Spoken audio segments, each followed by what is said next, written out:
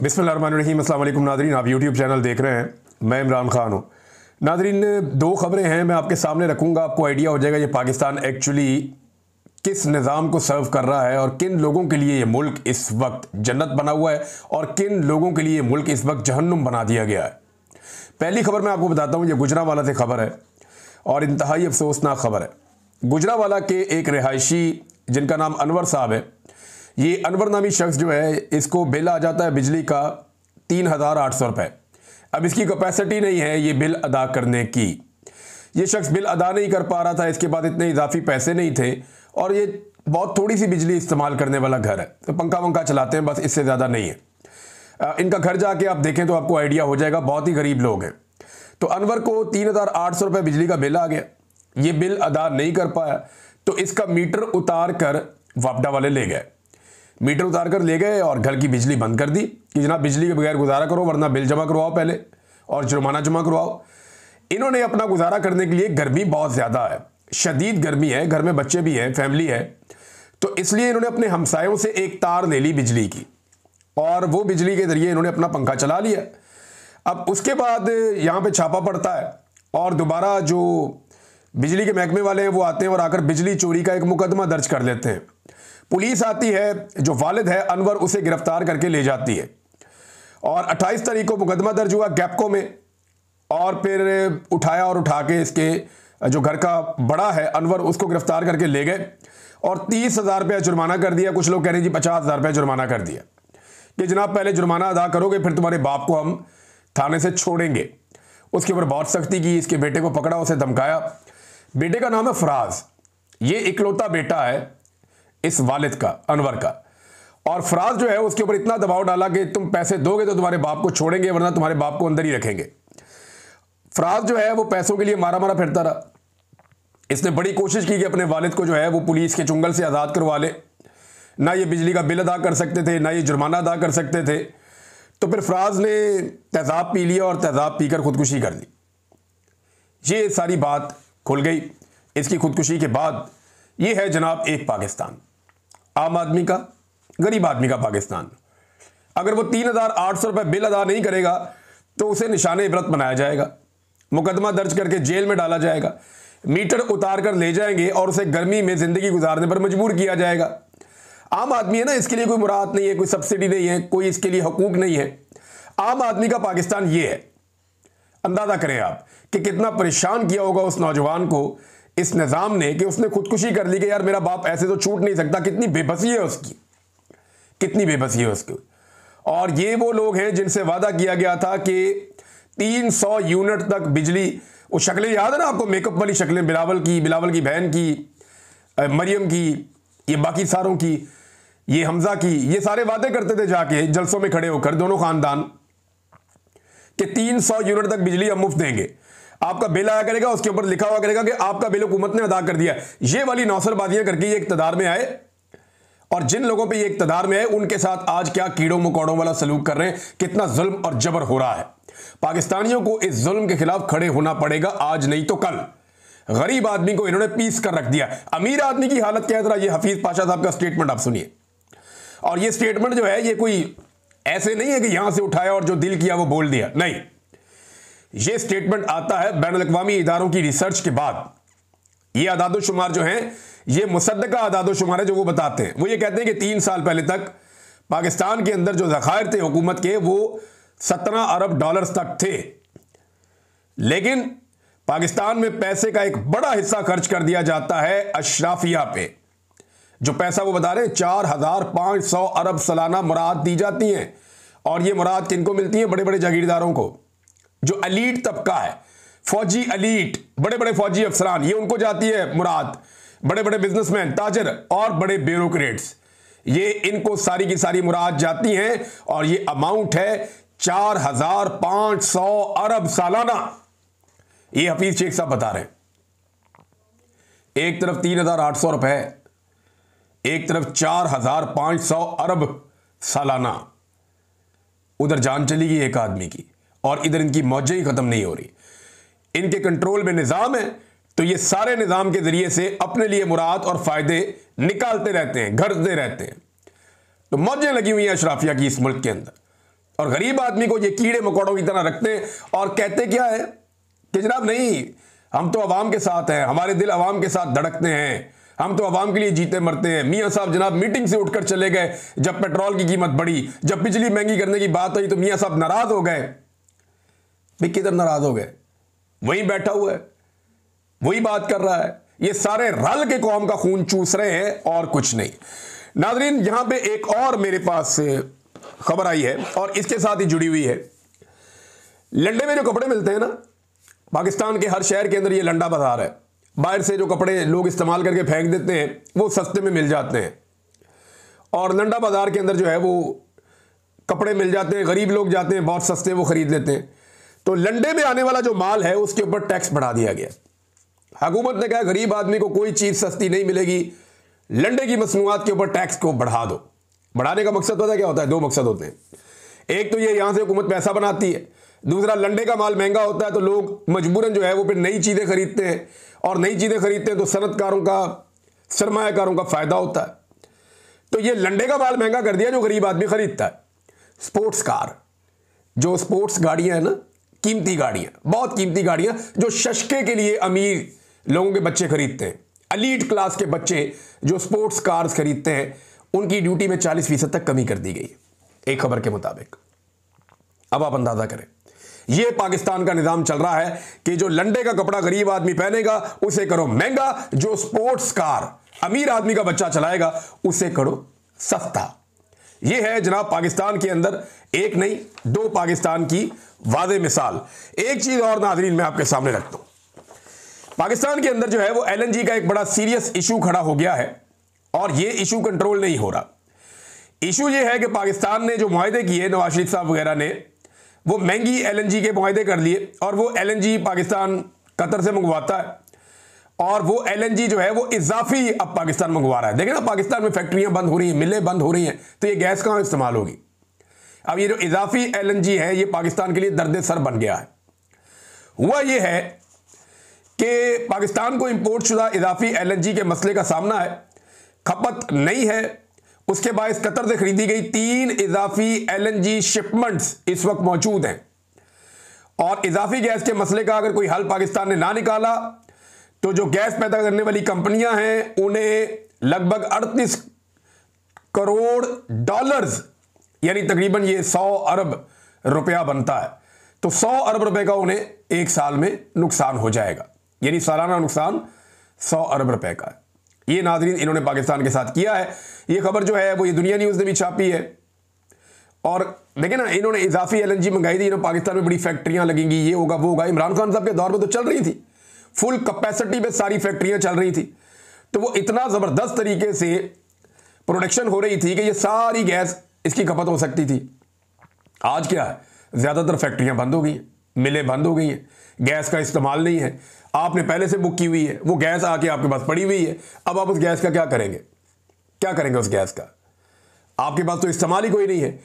तो जो कंपनियां हैं उनका पैसा ज़ाया हो रहा है। 100 अरब रुपए सालाना पाकिस्तान को यह टीका लग रहा है सिर्फ इसलिए कि पाकिस्तान में ऐसे नकम्बे, नाअहल और अजीब व गरीब किस्म के नौसरबार इक़्तिदार में आ गए हैं जिनके आने के बाद से लेकर अब तक किसी किस्म की खैर की खबर पाकिस्तान में नहीं आई। और शौक इनके क्या है, ज़रा ये देखें, सहाफ़ी अनवर हुसैन साहब हैं, उनकी एक खबर है, ये खबर आप पढ़ें आपको हैरत होती है। वो ये कहते हैं पंजाब में 2705 सरकारी इदारों के नाम मरीम नवाज या नवाज शरीफ के नाम से मंसूब हो चुके हैं। अंदाज़ा करें आप, 2705। ओ भाई, इतनी तो इन्होंने टोटल हुकूमत नहीं की। यानी अगर आप रोज़ाना की बुनियाद पे आप देखें, 40 साल से ये ख़ानदान इक़्तिदार में ही आ रहा है, लेकिन आप अंदाज़ा करें कि 2705, खुद पसंदी की इंतहा चेक करें आप, इनकी बेशर्मी की इंतहा चेक करें आप, ढिटाई की इंतहा चेक करें आप कि अवाम का पैसा लग रहा है, गरीब आदमी का पैसा खर्च हो रहा है और प्रोजेक्ट्स जो है उनके नाम रखे जा रहे हैं बाप बेटी के नाम के ऊपर, और बाप बेटी ने इन प्रोजेक्ट्स के अंदर 1 रुपया नहीं लगाया हुआ। भाई कौम का पैसा लगा हुआ है, इसमें कमीशन ये लोग अलग खा जाते हैं बेशरम, और नाम भी अपना ऊपर लगा देते हैं। जनाब कमीशन तो आपको पता पूरा निजाम खाता ही है, और नाम अपना ऊपर फोटो अपनी चिपका देते हैं हर प्रोजेक्ट के ऊपर। तो 2705 सरकारी इदारों के नाम मरियम नवाज या नवाज शरीफ के नाम से मंसूब हो चुके हैं। इनकी तज़ीनो आराइश और बहाली और तामीर पर सरकारी खजाने से अरबों रुपए के फंड्स लगे हैं। मकसद इमेज बिल्डिंग और पार्टी बयानिया प्रमोट करना है। यह सहाफी अनवर हुसैन साहब की खबर है। तो ये जनाब इनकी तरजीहात है और ये सब कुछ उस वक्त हो रहा है जब कराची के अंदर कारोबारी हजरात बैठे सर जोड़ के और वो इस हुकूमत को कह रहे हैं अल्लाह का वास्ता हमारी जान छोड़ दो। वो फील्ड मार्शल को आवाज़ें दे रहे हैं क्योंकि सारे इख्तियारात ही फील्ड मार्शल के पास है। वो फील्ड मार्शल आसिम मुनीर को आवाज़ें दे रहे हैं, जनाब आप 2 मरतबा आए थे हमें मिलने के लिए, आपने आके कहा था कि पैसा पाकिस्तान में लेकर आओ, आपने अगर कहा था कि पाकिस्तान को ज़रूरत है तो हम तो पाकिस्तान के लिए खड़े हैं, लेकिन ये जो हमारे साथ हुकूमत कर रही है इसके नतीजे में तो हम बर्बाद हो जाएंगे। बल्कि उन्होंने यहां तक कहा कि ठीक है आप हमसे पैसा इकट्ठा कर लें जिस तरह आप हमें निचोड़ना चाह रहे हैं, हम ये फैक्ट्रियां बंद करके सारा कुछ पाकिस्तान छोड़ के चले जाएंगे। तो अब सरमायादार भी इनको धमका रहे हैं क्योंकि ये जब टैक्स इकट्ठा करने की बारी आती है तो सरमायादार को तो बहुत तकलीफ होती है। गरीब आदमी तो ये टैक्स लगाते हैं, लंडे वाले टैक्स के ऊपर कोई नहीं बोलेगा, घी के ऊपर, आटे के ऊपर, चीनी के ऊपर, पेट्रोल के ऊपर, कुछ भी हो कोई नहीं बोलेगा। लेकिन जैसे ही अशराफिया के ऊपर हाथ डलेगा तो आप देखेंगे कि रोला पड़ जाता है पूरे मुल्क में। नाज़रीन एक और खबर है और इमरान खान साहब के हवाले से है। अलीमा खान साहबा ने ये स्टेटमेंट दिए हैं, ये स्टेटमेंट्स मैं आपके सामने रख देता हूं। अलीमा खान साहबा कहती हैं कि इमरान खान साहब को अब कहा जा रहा है कि 9 मई को आप कबूल कर लें और थोड़ी सी सजा हम आपको दे देंगे, वो आप काट लें और आपको छोड़ देंगे, आप CCTV भूल जाएं और ये हुकूमत चलने दें। लेकिन इमरान खान डटे हुए हैं। मैं आपको बताता हूं क्या है। इमरान खान साहब को ये ऑफर दी गई है कि आप 9 मई को कबूल कर लें, उसके ऊपर थोड़ा सा पशेमानी शो कर दें, ये आप ना कहें कि CCTV फुटेज निकाल कर लाओ और जुडिशल इंक्वायरी करवाओ और पता करवाओ कि 9 मई में कौन मुलव्विस था, ये सारी चीज़ें आप भूल जाएं, इनको आप छोड़ दें।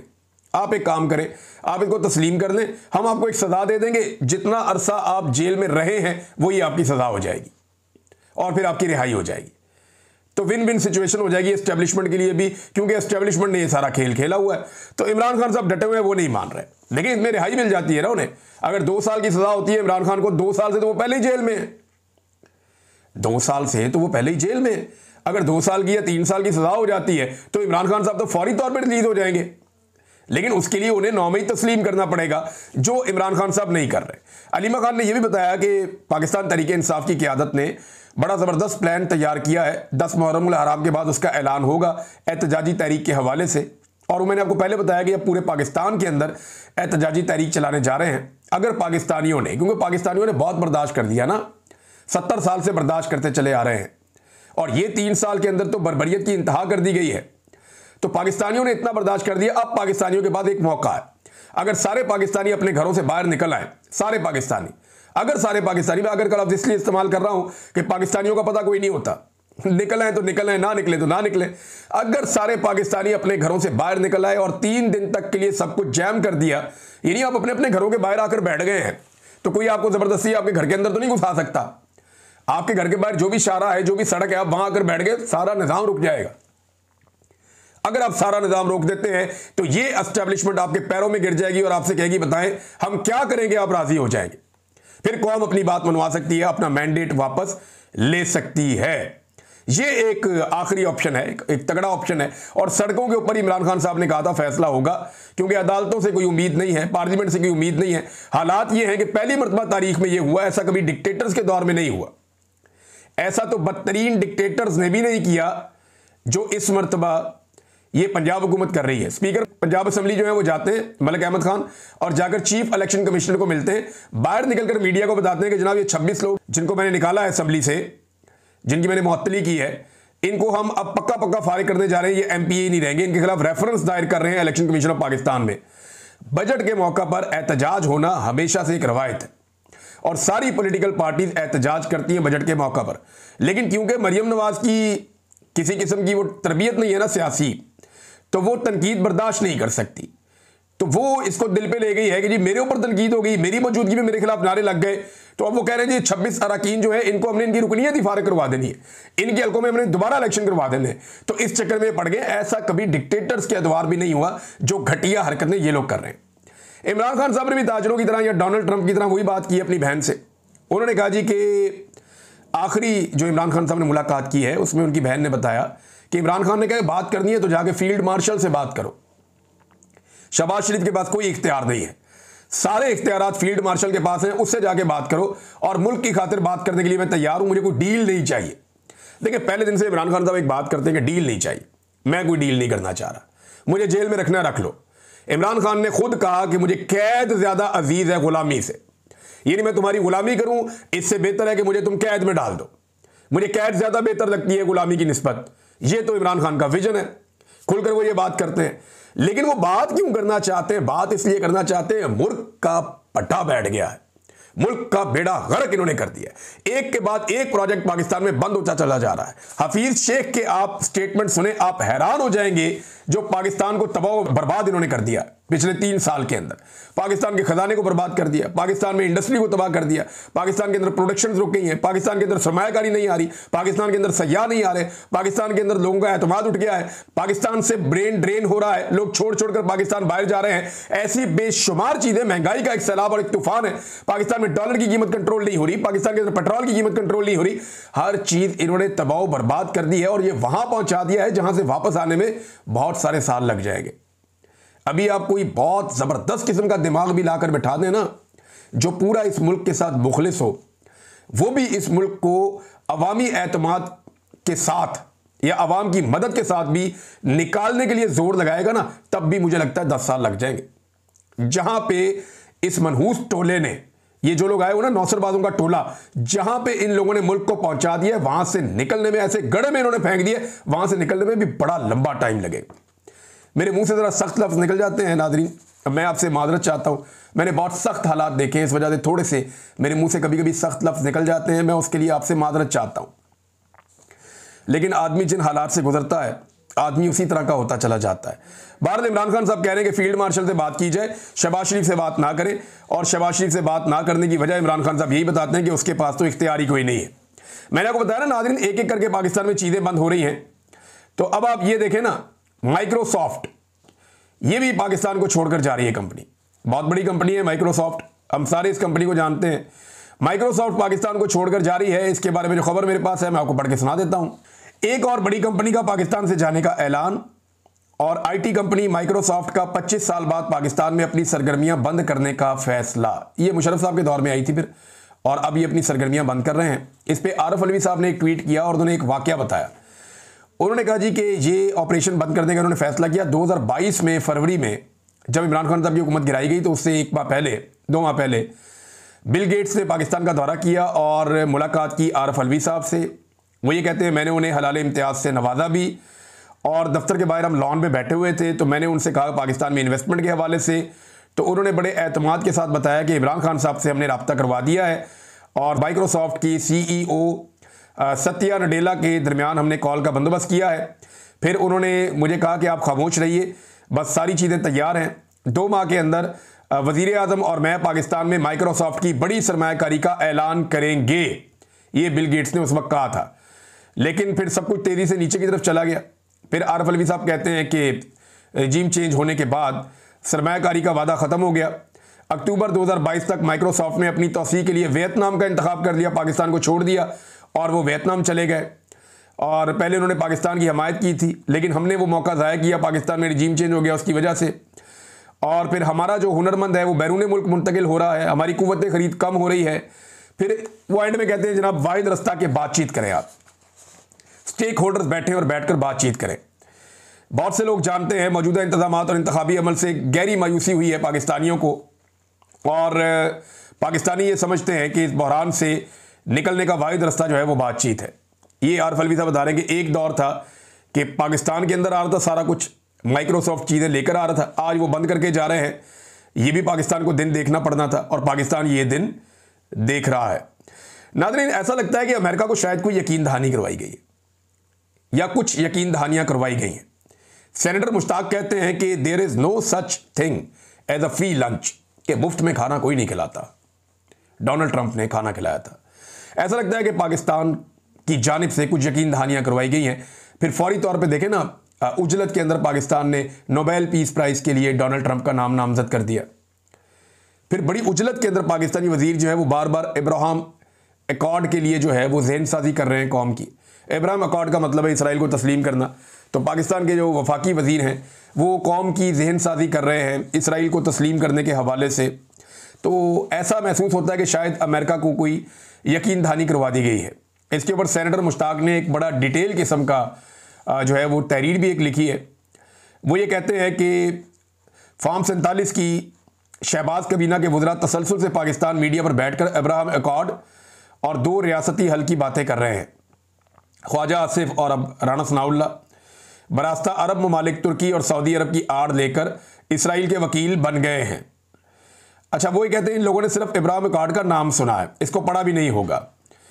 इस बेवकूफ़ को कोई बताए कि तुर्की को इब्राहिम अकॉर्ड की ज़रूरत ही नहीं है। वो तो बहुत अशरों पहले ही, कई दहाइयों पहले वो तुर्की का भी नाम लेते हैं ना बीच में तस्लीम करने वाला। तुर्की ने तो कई दहाइयों पहले ही इसराइल को तस्लीम किया हुआ था और वो पुराना तस्लीम करने वाले हैं इसराइल को। अब सऊदी अरब और तुर्की के साथ पाकिस्तान की फ़लस्तीन पॉलिसी नत्थी करके राना सनाउल्लाह ने बड़ी वारदात डाल दी है। जब इनसे सवाल किया गया ना कि जनाब अगर ईरान ने तस्लीम ना किया तो आप क्या करेंगे, तो उन्होंने कहा हम इत्तफाक़ राय पैदा करेंगे, यानी हम ईरान को कायल करेंगे कि तुम इसराइल को तस्लीम कर दो। क्या पाकिस्तान जो कभी इसराइल को खुद तस्लीम नहीं करता था, अब उसका रोल ये होगा कि वो ईरान को कायल करेगा कि वो इसराइल को तस्लीम कर दे। हैरत होती है मुझे, इतनी तेज़ी से बदलता है रंग आसमां, कैसे कैसे हम होता हुआ देख रहे हैं। ये हमने सोचा नहीं था ये चीज़ें इतनी तेज़ी से होंगी। जनरल बाजवा की एस्टेब्लिशमेंट की ख्वाहिश इतनी तेज़ी से आगे बढ़ेगी, अंदाज़ा नहीं था। आजकल मौलवियों के साथ बहुत टाइम गुजार रहे हैं एस्टेब्लिशमेंट के लोग। मोहसिन नकवी भी मौलवियों में जाके बैठ गए और अक्सर मौलवी आप देखते हैं कि एस्टेब्लिशमेंट के आसपास दिखाई देते हैं। तो मौलवियों को राम किया जा रहा है इन केस के अगर कोई फैसला लेना पड़े अब्राहम अकॉर्ड के ऊपर या इसराइल को तस्लीम करने वाली पॉलिसी आए तो वो मुश्किलात पैदा ना हो। नाज़रीन, खदीजा शाह ने एक कैंप लगाया है, खराज तहसीन की मुस्तहिक है ये खातून। इन्होंने बड़ी तकलीफ बर्दाश्त की, इसके बावजूद ये जितने भी पिसे हुए तबकात हैं या कमज़ोर कैदी हैं जिनको जेलों में डाला गया है उनके और उनकी फैमिलीज़ के लिए बहुत काम कर रही है। अभी इन्होंने एक कैंप लगाया जेल के बाहर जहाँ पे लोग ट्रायल के लिए आते हैं और उसमें स्क्रीनिंग कर रही हैं, तमाम टेस्ट लिए जा रहे हैं। जितने भी कैदी 9 मई के हवाले से या उसके बाद के हवाले से गिरफ्तार होते हैं पाकिस्तान तहरीक इंसाफ के, उन्हें चेक किया जा रहा है कि उनके अंदर कौन सी बीमारियां मौजूद हैं, क्योंकि गंदा पानी पीने की वजह से बहुत सारे लोग बीमार हुए हैं और बहुत सारे लोगों की हलाकत भी हुई है। इस पर इंक्वायरी की डिमांड पाकिस्तान तहरीक इंसाफ की जानिब से की जा रही है। इंक्वायरी तो खैर क्या होगी, 26 नवंबर की अभी तक नहीं हो सकी, 9 मई की नहीं हो सकी, तो इसकी क्या होगी। लेकिन कम से कम इन गरीब मरीज़ों को चेक किया जाना चाहिए कि अगर इनके जिस्म में कोई जरासीम है या कोई प्रॉब्लम्स हैं या कोई इनको इलाज की ज़रूरत है तो इनको इलाज करवाया जाए। अब तक के लिए इतना ही। अपना ख्याल रखिएगा, अपने इस चैनल का भी। अल्लाह हाफ़िज़।